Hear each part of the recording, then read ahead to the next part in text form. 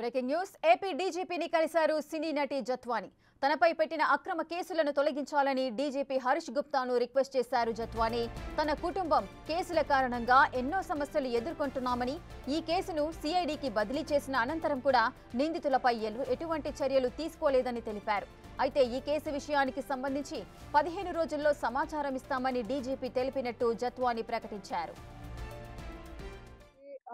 I with Ramadevi Madam and other respectable ladies of various women organizations of Andhra Pradesh, we had the honor of a meeting with the respected DGP sir, Mr. Harish Gupta.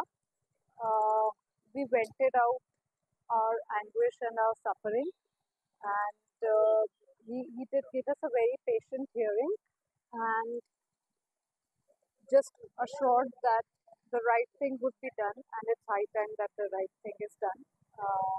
That's my only prayer to the government also. DGP Harish Gupta గారిని Jethwani case గురించి, అలాగే రాష్ట్రంలో మహిళలపై జరుగుతున్నటువంటి వేధింపులకు సంబంధించి represent చేయడం జరిగింది. జత్వాని కేసు రాష్ట్రంలో ఉన్న మనందరికీ తెలుసు. ఆనాడు చాలా పెద్ద ఎత్తున మీడియాలో కవరేజ్ వచ్చింది. అలాగే ముఖ్యమంత్రి, హోంమంత్రి వీళ్ళందరూ కూడా అమ్మాయికి న్యాయం చేస్తామని చెప్పారు.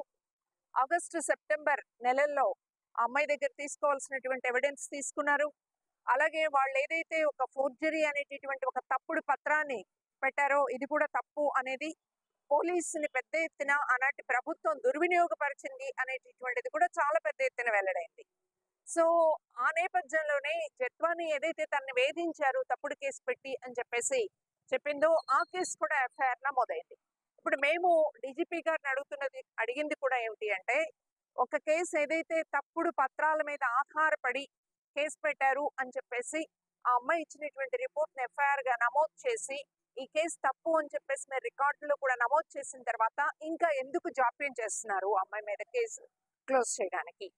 ఇది ముందు పోలీస్ దగ్గర ఉన్నది, ఆ తర్వాత సిఐడి దగ్గరికి వెళ్ళింది. సిఐడి దగ్గరికి వెళ్ళిన తర్వాత ఎవరైనా సరే ఇది త్వరితంగా న్యాయబద్ధంగా పరిష్కారం అవుతుందని ఆశిస్తారు.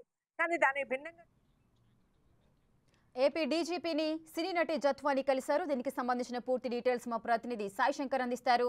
సాయి శంకర్, సినీ నటి జత్వాని తనపై అక్రమ కేసులు పెట్టారు, వాటన్నిటిని తొలగించాలంటూ కూడా రిక్వెస్ట్ చేస్తున్నారు. అసలు ఏం జరిగింది, పూర్తి వివరాలు ఏంటి?